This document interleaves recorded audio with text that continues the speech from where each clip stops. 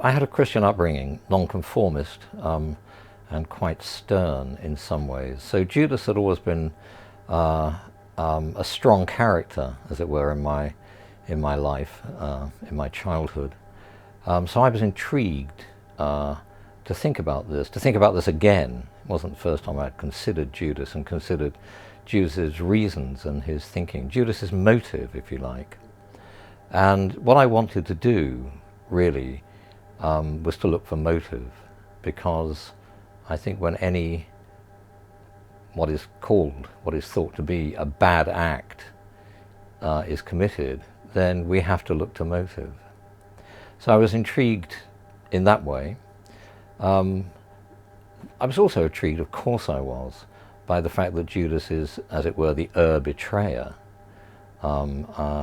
He's one of the, I think, 3 characters who Christ doesn't bring out of hell during the harrowing of hell on Holy Saturday.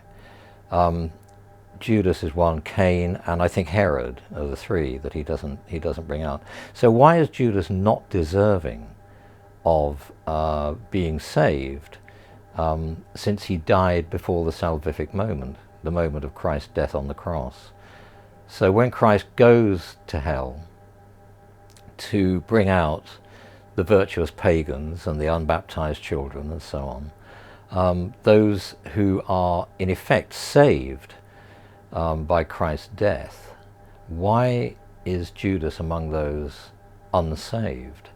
So there's the business of motive and the business of the upshot of things, the way things resolved.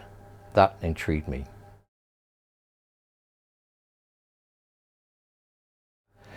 Well, theologians find it difficult to agree about Judas. There's quite a bit of conflicting thinking among theologians. One of the things that particularly struck me was a remark that a theologian made when interpreting another theologian's thinking, which was that if Judas's remorse, that is to say the fact that he returns the 30 pieces of silver insofar as that's significant, but also that he hangs himself, which is a great deal more significant, if Judas's remorse is unacceptable to God, then there is an incoherence in the economy of salvation. Now that fascinated me, that notion fascinates me.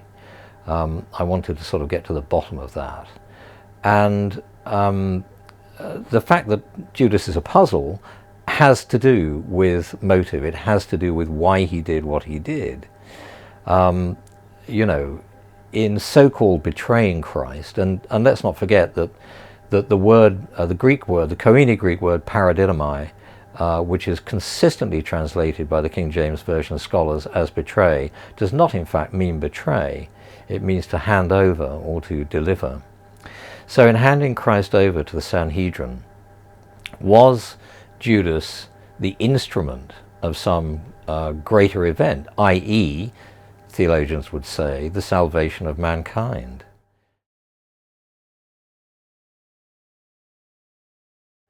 Not at all, really. I'm not really interested in forgiveness. I'm interested in the notion of redemption.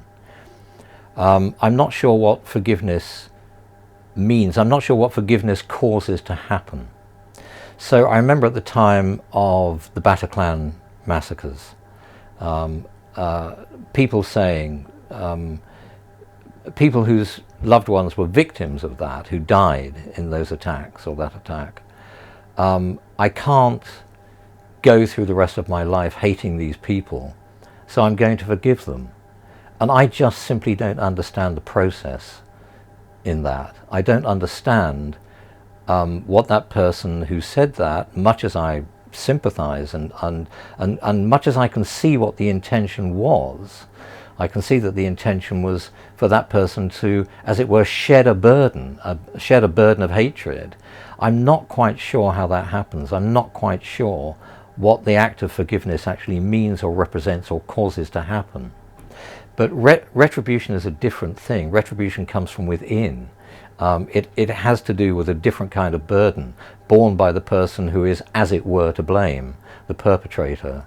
And I can understand that. I'm not sure that forgiveness is something that can be, as it were, a means of transferring the burden from one place to another, or from one person to another. I'm not quite sure what somebody means when they say, I forgive you. But I am sure what people mean when they say, I'm sorry I did this. And I know what it means if somebody is redeemed of an evil act. It means that there's been some kind of a spiritual step change, and that interests me.